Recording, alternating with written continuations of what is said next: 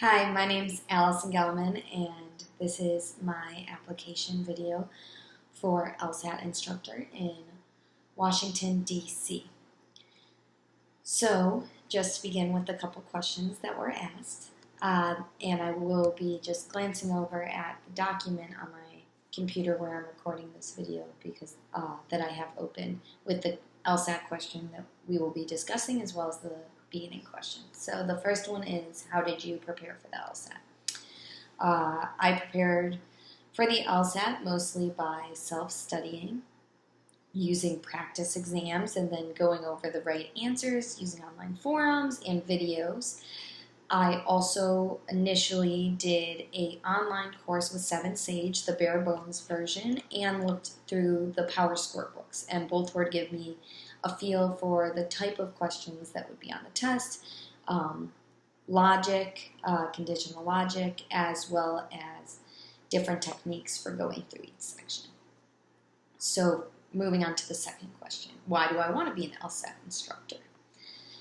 I want to be an LSAT instructor because I simply miss studying for the LSAT. I found it to be extremely challenging and also extremely rewarding to learn a new type of thinking. And every time I got better, it just felt like such an accomplishment. So when I got my score back and I stopped studying, I felt like a part of me was almost missing at that point because I had to put so much time and effort in. And I now want to be a part of helping other people overcome those obstacles and learn a new way of thinking and improve. I also would find it extremely rewarding to work with students who are looking to go to law school and pursue their passion for law, and to be able to help them achieve that goal and get into better law school would be awesome. Finally, why do I want to work for PowerScore? I want to work for PowerScore because I found PowerScore's explanations in their book to be really clear and also seemingly applicable to a wide range of students and all different learning types. I also love the fact that PowerScore is a well-established tutoring company, especially for the LSAT.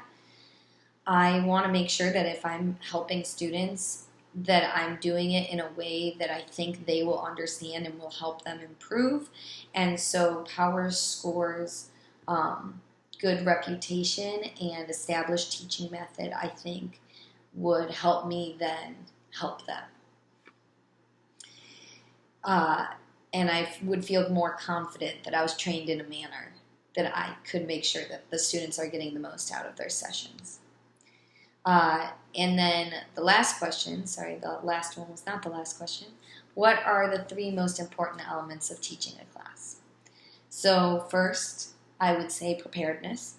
I think it is very important to come to class knowing the material that you're going to teach and a clear plan of how to teach it, as well as enough practice material so you're not at some point twiddling your thumbs if no one has questions. I also think it'd be good to be prepared with what areas that you might think will be causing the most difficulty and might raise the most questions. That said, another important element of teaching is flexibility, because I don't think a teacher will ever know exactly how a class is going to go. It depends how the students are learning, and the type of students in the class, and what their questions are.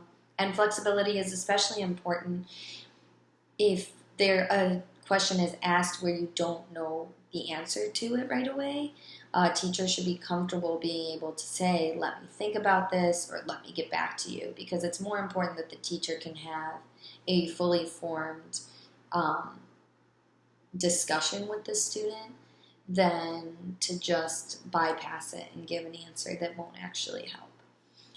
And finally, the third thing I think that's very important for a teacher in teaching a class is engagement.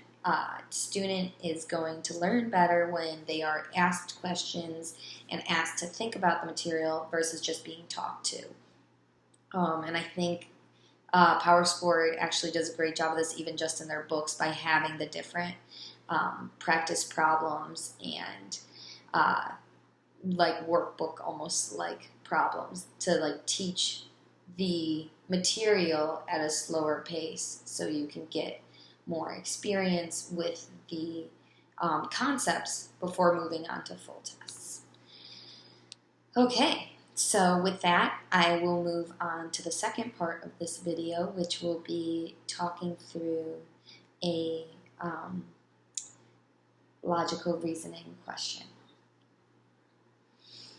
So I'm going to teach this question as if this is a beginner class based on the difficulty of the question, but not such a beginner class that they wouldn't have known what the terminology is, such as weakening questions or stimulus or question stem. So I assume that will have already been taught, and then going forward, and I'll bring up other terminology too that hopefully will have been gone over in classes beforehand. So with that, so hello class, we are now going to move on to our next logical reasoning question.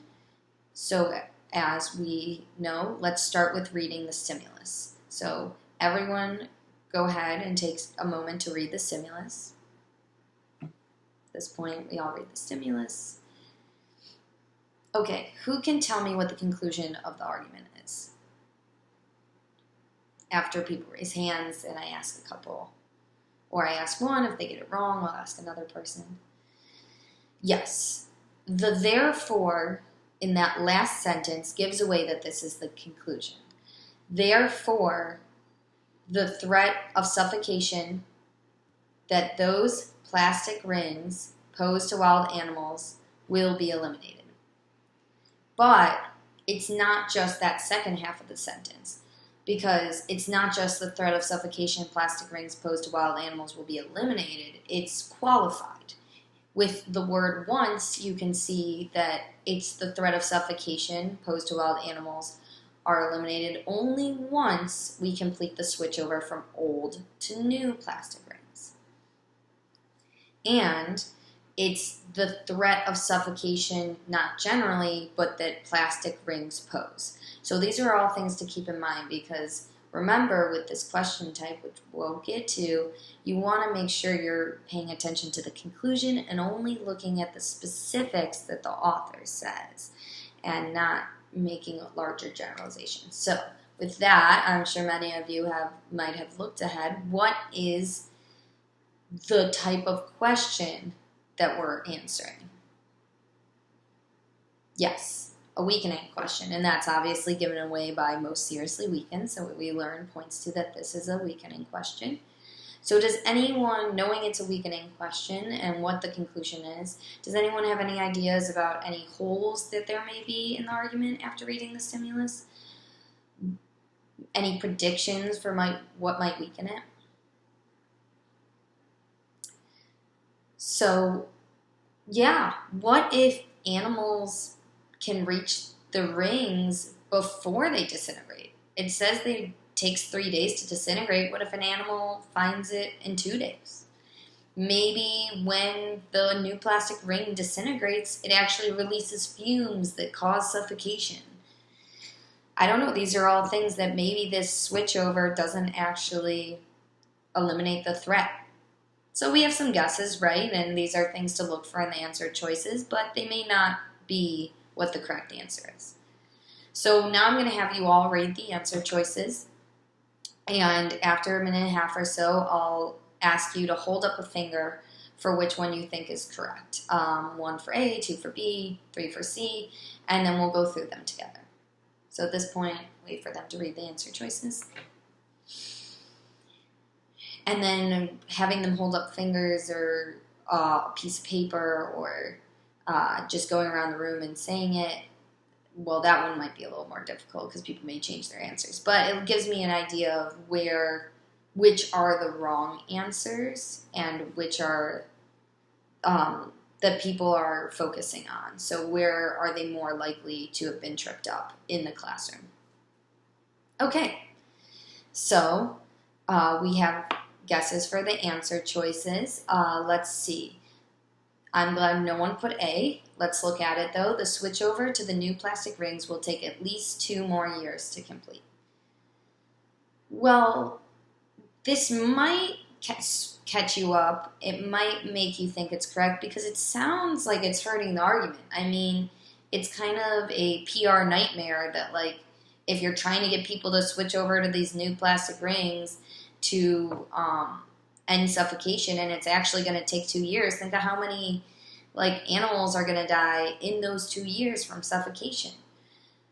But let's think about the conclusion. The conclusion is once we all complete the switchover. That qualification is very important here. So just knowing that the switchover takes 2 years doesn't actually harm the argument that once we switch over, the threat of suffocation is eliminated. So in that case, we would say A is probably not correct. B, after the beverage companies have switched over to the new plastic rings, a substantial number of the old plastic rings will persist in most aquatic and woodland environments. Okay, well, first, unlike A, this really makes me feel like it hits the qualification. It says after the beverage companies have switched over to the new plastic rings. So it's once we all completed the switchover. That hits our qualification right there.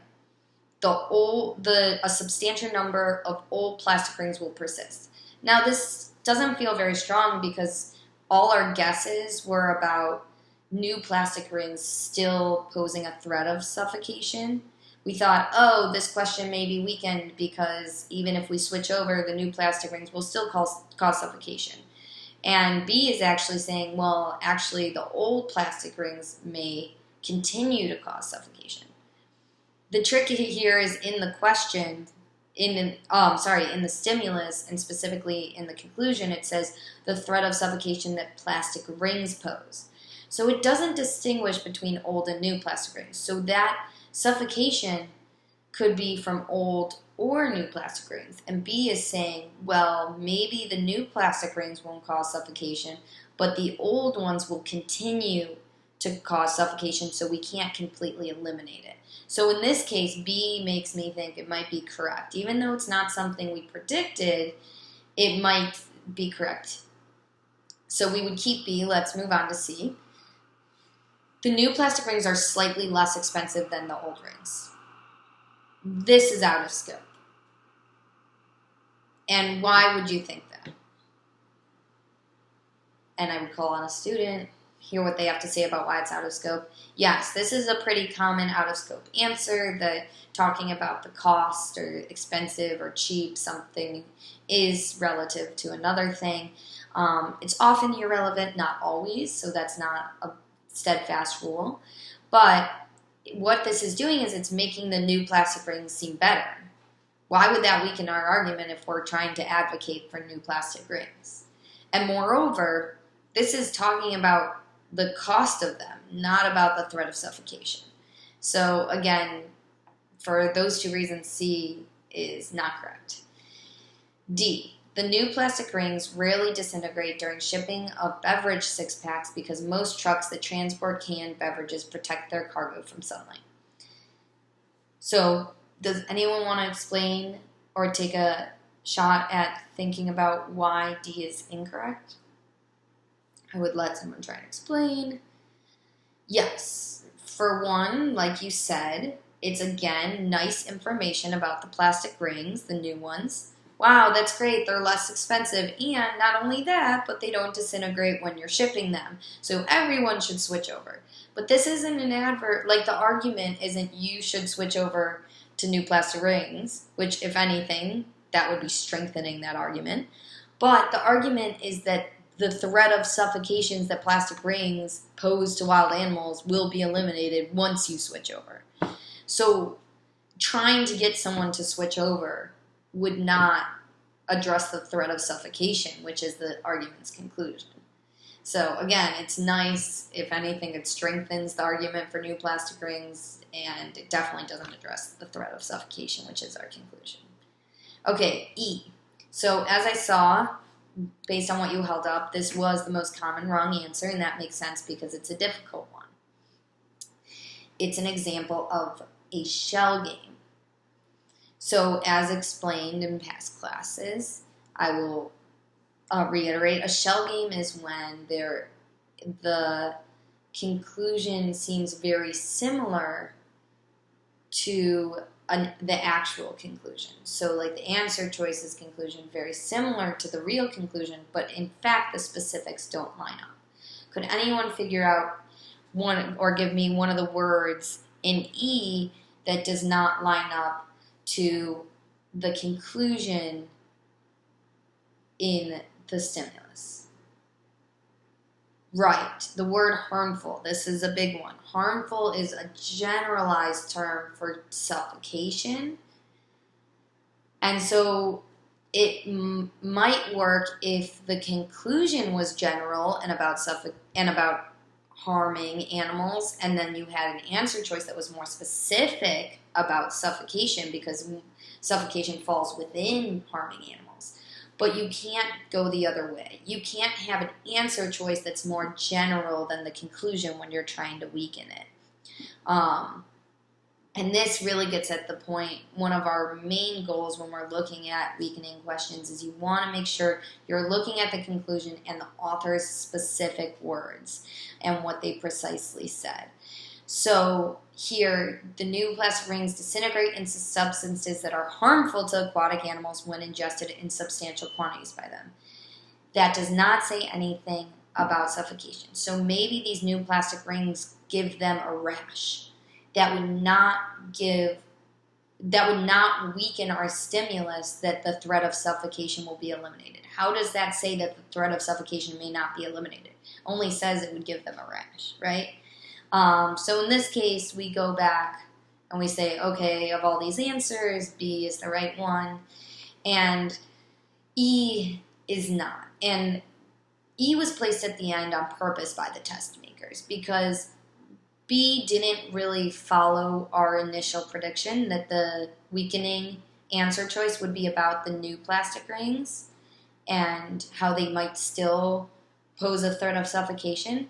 So by the time you read through the answer choices and you got to E and none of them had stood out as, yes, this is strongly correct, I know it, you might be tempted to pick E because you're like, this is about the new plastic rings, this is what I had originally thought, it seems stronger than B. So you just have to remember to stick to the specifics of the conclusion, and that's what makes B correct and E incorrect. Yes. So that is the end of my video and my answers to the questions and the explanation of the logical reasoning question.